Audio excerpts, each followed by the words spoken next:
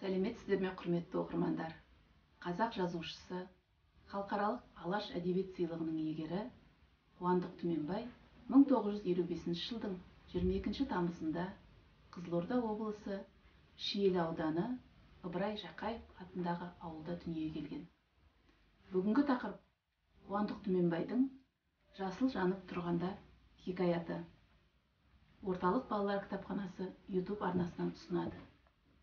Хикаяттағы басты кейіпкер Отарәлі. Көне Москвич маркалы көлігімен ағылған жаяу жүргіншілерді теміржол вокзалынан күтіп алып, барар жеріне дейін апарып, нан тауып жүрген жігіт. Бұл хикаят имандылардың түпкілікті мекені, рухани астанасы Түркістан қаласында өрбиді. 20 жыл жұп жазбай түтін түтеткен жұбайы, сүйіп үйленген Сәнияны ойлады.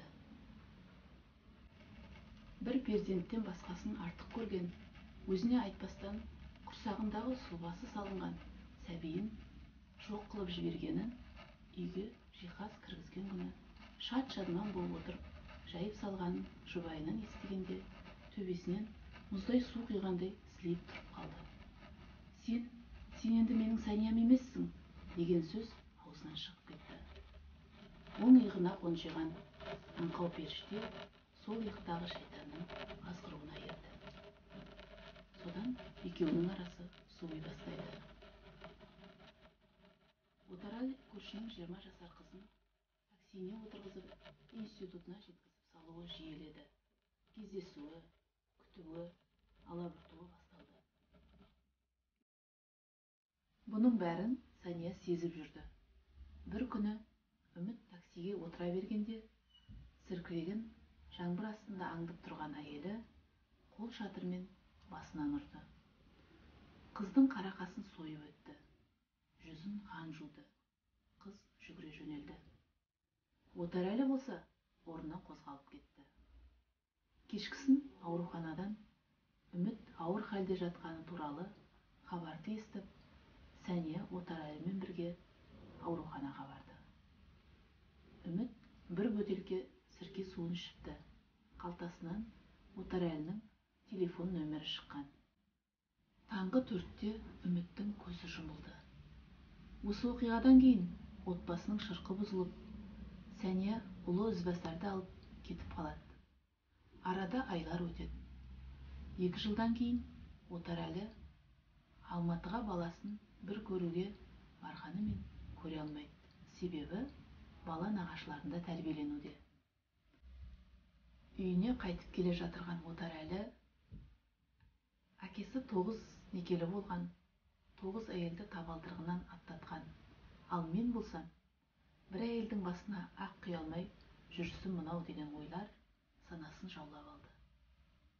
Сөйтіп, өмір зулап өте берді.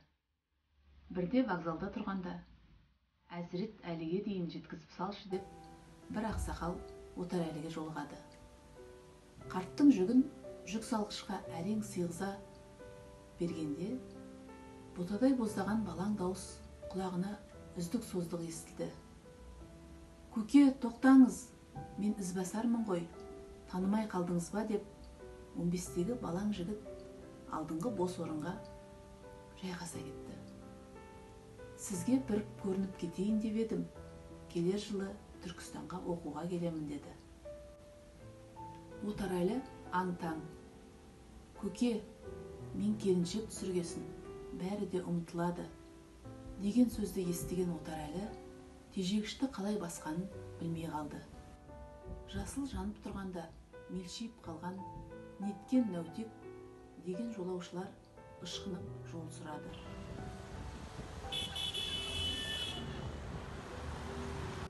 Жасыл жанып тұрған енді көрген Отарәлі тежегіштен аяғын тартып күшейткішті басты.